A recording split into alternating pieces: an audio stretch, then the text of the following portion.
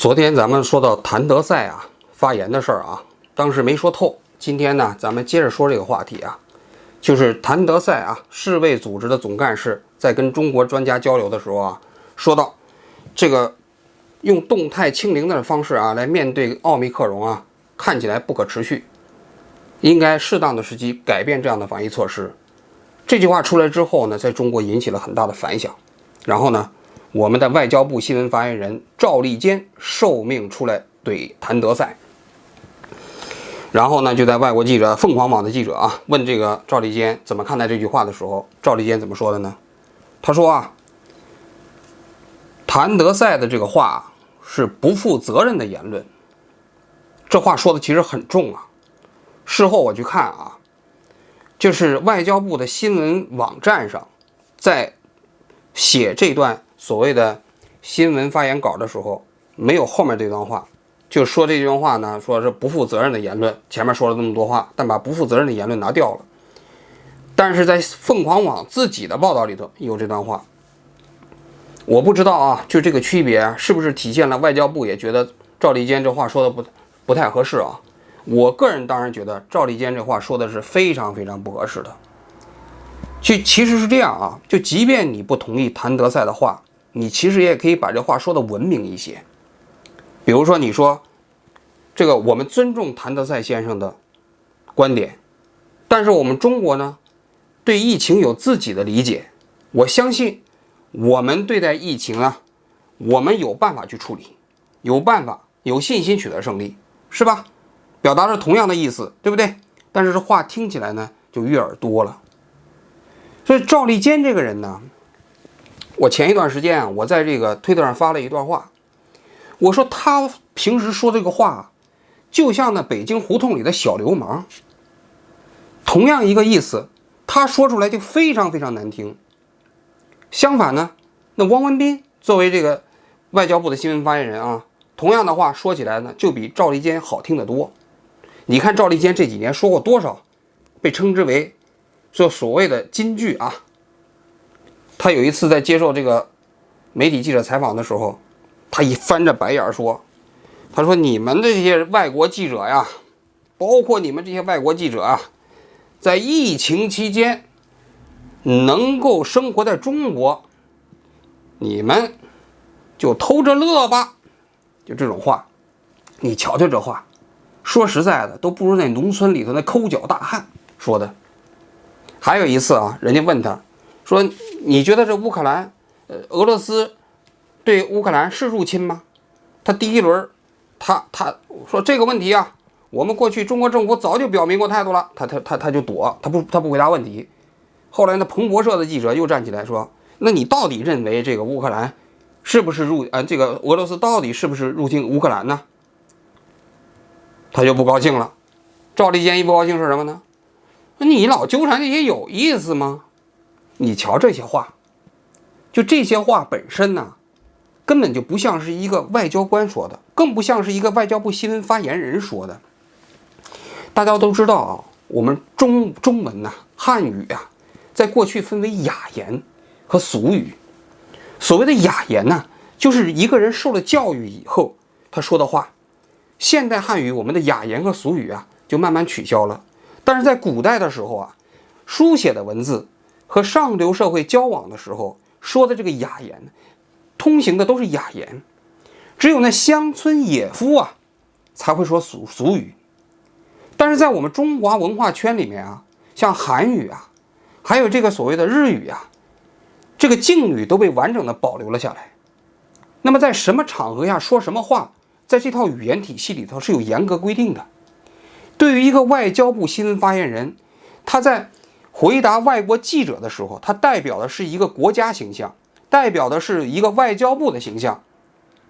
你这个时候如果说俗语，其实是有损国格，而不仅仅体现了你这个赵立坚本人非常粗鄙，你丢的是中华人民共和国的脸。所以我就说，我就不明白，像赵立坚这样像小流氓一样的人，怎么就能当外交部的新闻发言人呢？更可笑的是，其实这几年你去看外交部不仅仅赵立坚，其他那几个发言人也是一个比一个表现的就是那个态度啊，就是那种所谓的强硬也好啊，或者说这个无赖也好啊，就这种气质啊，已经慢慢的浸染到整个外交部的新闻发言人里面去了。而不仅是新闻发言人，我们那些所谓的驻外的那些外交官，慢慢也沾染上了赵立坚气。比如说日本啊，中国有一个驻大阪的总领事，这个人叫什么名字我也记不住了啊，整个以小一号赵立坚。当然我不知道他们的行政级别到底谁高谁低啊，但是我看他的言论基本就是小一号赵立坚。前一段时间乌克兰跟俄罗斯打起来了，他在网上发表什么言论呢？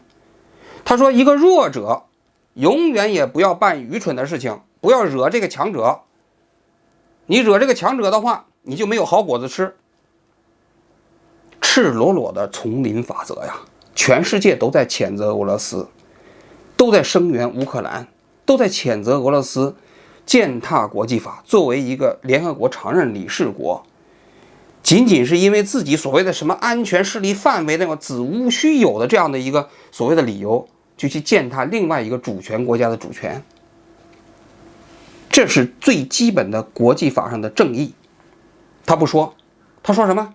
他是因为你弱，因为你弱，你就别蠢。什么叫蠢？你就别惹人家，你知道吗？事实上乌克兰怎么惹俄罗斯了，对吧？我们在这评价强弱之间，是不是还有一个是非呀？在国际上啊，如果他这个道理如果要是说得通的话，那我们中国近代为什么要抱怨所谓落后就要挨打呀？为什么我们在国际上要主持公道啊？为什么要搞一个联合国，要维护世界和平啊？为什么不是说就是大鱼吃小鱼，小鱼吃虾米啊？是因为我们在强弱的逻辑之外，还有是非的观念，还有公平和正义的观念。你瞧瞧这样的外交官，他在国际上作何观想，作何观感？包括赵立坚啊，在国际上形象真的是太差了。像我们这些海外华人啊，看到赵立坚在新闻发言人在新闻发布会上发表那个样子，包括他的神态，我真的是非常非常讨厌，也为这个外交部，甚至为我们这个国家担心。那么问题就来了，为什么这几年呢，像赵立坚这样的人能够在外交部得宠啊？这背后的逻辑其实很多人都说了，战狼外交嘛，对吧？这个也不是所谓的子虚乌有啊，确实如此啊。这几年呢，这个外交部的这个所谓的外交事态啊，外交这个所谓的方式啊，越来越所谓的战狼化。我给大家讲个故事啊。前一段时间我有一个朋友，他平时在外蒙古做事儿，他就给我讲一个故事。他说当时甘肃省的领导去到这个外蒙去访问，想跟这个外蒙谈这个所谓的边贸开放口岸，因为甘肃省跟这个外蒙古有60多公里长的一段边境线，他们想让他开个口岸。到了那个地方就委托他们就这个跟那个内蒙古的外交部长啊来见面。结果呢，他们就去跟内蒙古的外交部长联系好了，到这儿来这个见面。结果见面的时候呢，我们的驻蒙古大使馆的一个秘书指着这个外蒙古的这个外交部长啊，就破口大骂。什么事情啊？就是在他们这个见面之前呢，有一个外蒙古的青年在中国啊，不知道什么原因呢，就被拘留了，关在了咱们广东深圳那个地方。结果外蒙古就天天给中国那个地方政府发照会，就要求把这个孩子给释放了。关了1个多月之后呢，这个释放了，就送回到这个外蒙古。结果到了外蒙古的第2天，这个人就死了，就是这个外蒙古的青年就死了，就是被这个中国的那个看守所关押了1个多月。结果这外蒙古就觉得这个不太对，是吧？就想跟中国政府交涉。结果就在这个背景下，我们那个驻外蒙古大使馆的一个秘书见到人家外蒙古的这个外交部长的时候，指着人家鼻子呵斥。结果当时那个甘肃省的那些代表团，还包括他们这个联系这个外蒙古的这个外交部长的这些中国人都愣住了，在现场大家都愣住，不知道该怎么办。事后这些使馆的人也讲，说现在啊，他们的上级就指示他们对待这些外事工作的时候立场要强硬，一定要强硬。但是我想说的是啊，即便表达强硬，也不能用粗鲁的方式表达强硬。这粗鲁不等于强硬，强硬也不等于粗鲁。粗鲁其实只会自取其辱。大家可能还记得啊，我们过去曾经有过的例子。我们刚建国的时候，其实中国不被美国西方国家承认，大多数国家都不承认我们。当年有一次周恩来总理见到美国的国务卿杜勒斯的时候，周恩来把这个手伸出去，杜勒斯没有接。这个当时非常有名的一个掌故啊，一段掌故啊。这件事情是谁得分，谁失分呢？显然是周恩来得分，中华人民共和国得分，显然是杜勒斯失分。结果后来当尼克松啊访问中国的时候，下飞机的时候，因为周恩来到机场去接尼克松，尼克松下了所谓的那个舷梯以后，主动就自己把手伸出去，主动递给了周恩来。然后他还讲了，他说啊，第一次中国向美国伸手的时候，我们没有伸手，这第二次的时候啊，我一定要主动伸手。那么这些细节呀，说白了，其实它不仅仅体现的是一种所谓的风度，更重要的还是体现出一个国家的这个文明程度。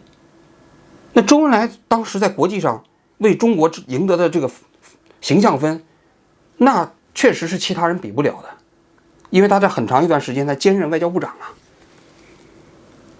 那你想一想，那个时候的中国的外交政策是不是更强硬啊？但是强硬，其实周恩来也可以把这种强硬表现的被西方社会看起来啊能够接受，甚至西方在他面前表现的形象反而让周恩来加分了。这就是技巧，这就是外交技巧。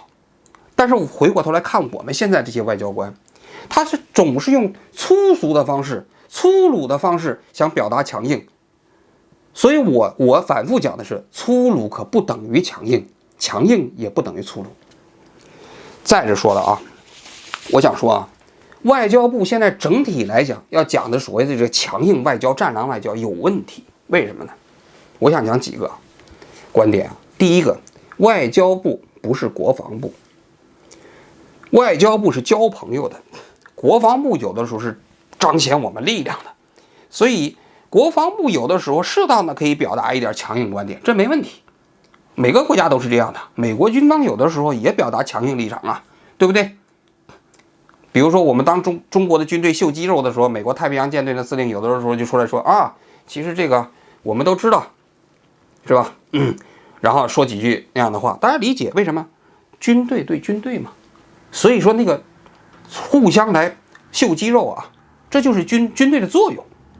但是外交部不是，外交部是交朋友的，就是即便这个两个国家关系特别紧张的时候，这个外交官之间可能私人友谊还是非常好的。你外交官到一个国家最重要的使命是什么？其实说白了就是交朋友，跟这个国家的各界人士交朋友，跟在住的这个国家其他的外交官交朋友，跟这个国家的外交部的人、政府部门的人交朋友。交朋友有什么是好处啊？一方面体现这个国家的善意，另外一方面说白了啊，有很多信息也是通过私人关系获得的。就即便是两个国家关系特别紧张的时候，那些外交官因为私人关系非常好，有的时候他还会传递一些政府之间不方便传递的一些消息。这个在国际外交界啊，这个是屡见不鲜。就是说，即便这国与国之间的关系已经非常紧张了，甚至宣战了，甚至断交了，外交官和外交官之间的关系非常好。这是第一个方面啊，我就说外交部不是国防部，但是现在外交部有变成国防部的趋势，我觉得不正常。第二个啊，就是我刚才说的，即便是要想表达强硬立场，也应该用文明的方式表达，不要用什么？不要用粗鲁的方式表达，这个也是我要说的。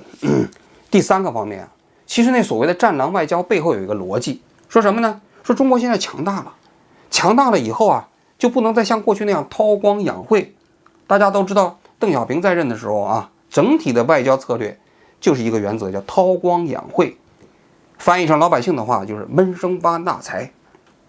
但是现在不一样了，现在处处秀肌肉，处处对抗，四面树敌，真的好吗？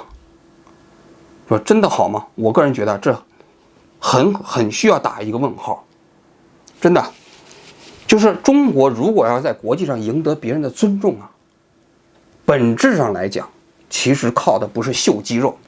当然也不光是一个中国了，所有的国家都是如此。你要在国际上赢得别人的尊重，不能靠秀肌肉，要靠什么？要靠你在国际上能不能主持公道，甚至你在其他国家打交道的时候，有没有能够被人接受的价值观的输出。当然这个价值观的输出是必须是别人愿意接受的，而不是你强加给别人的。大家可以比较一下啊，我举个例子啊，香港被英国殖民了100多年，但是香港在97年回归的时候，我们客观来讲，香港人对英国人有感情。97年香港这个回归的时候，我们中央电视台做报道，我们很多同事在香港做直播。普通香港人看到英国的国旗降落的时候，离开香港的时候，心情非常复杂。很多人是不愿意让英国人走的。为什么英国人在这个地方是一个殖民者，而香港人对英国人有感情呢？从某种角度来讲，是因为英国给香港带来了香港人认为是他们自己资产的东西，比如说香港的法治，比如说香港的文官制度，比如说香港的这个社会治理，这一整套体系是英国人给香港带来的。原先的香港它只不过是大清帝国的一个属地，大家都知道是广东省的一个偏僻的渔村，但是在香港回归的时候是东方之珠。你说它的繁荣是谁带来的？肯定从某种角度来讲跟英国的殖民者有关系。我当然在这里并不是说为殖民者歌功颂德啊，我的意思就是说，英国尽管作为一个殖民者，但是他能够让香港人对他有认可，本质上来讲还是因为他有价值观输出，而价值观这个输出的价值观，香港人认为成为了他们的资产，成为了他们的他们的财富。他不是靠秀肌肉，他不是靠表现强硬。但我觉得我们现在搞反了，我们在很多领域内到处在国际方面四处秀肌肉，四面树敌。中国有那么强大吗？真的强大了，有那个必要秀肌肉吗？我真的是非常想对中国的这些外交机构的人讲一讲，你们应该好好反思一下现在的外交路线。第四，我们这个很多网上的小粉红啊，包括普通的国民呢，其实对赵立坚还挺认可，认为什么呢？认为看他在那个场合呀，怼这些外国记者呀，怼美国呀，赵立坚呢爽，看着觉得中国强大了吗？过去好像不敢这么说嘛，现在不管是谁爱谁谁，我谁都不怕，我谁都不吝，我就见谁怼谁，这是中国啊，中国强大的表现啊。真是这样吗？我也想对中国的普通老百姓说一句，如果一个国家不能用平等尊重的态度对待另外一个国家的话，那么他也就不太可能用平等的态度对待自己的国民。如果一个国家的政府可以随便欺负其他国家的时候，他也就不太可能善待自己的百姓。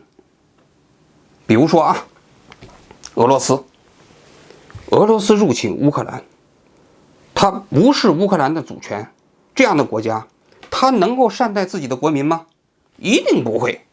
你不要以为俄罗斯人他在自己的国家里头啊，政府跟他关系特别好，他专门欺负乌克兰人，专门欺负波兰人，专门欺负芬兰人，但是对俄罗斯人会百般的善待，不可能。因为政府的这种恶是因为没有受到权力的约束，当没有受到权力约束的这种权力啊，在行使恶的时候，他绝对不会区分对象。他哪天不高兴了，他会欺负乌克兰，但他哪天不高兴了，同样也可以欺负自己的老百姓。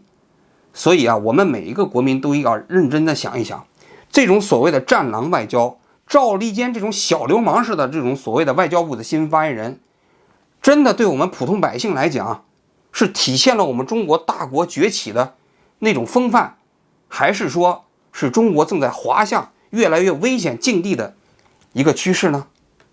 大家应该好好想想这个问题。好，谢谢大家，我们今天就聊到这里，咱们明天接着聊。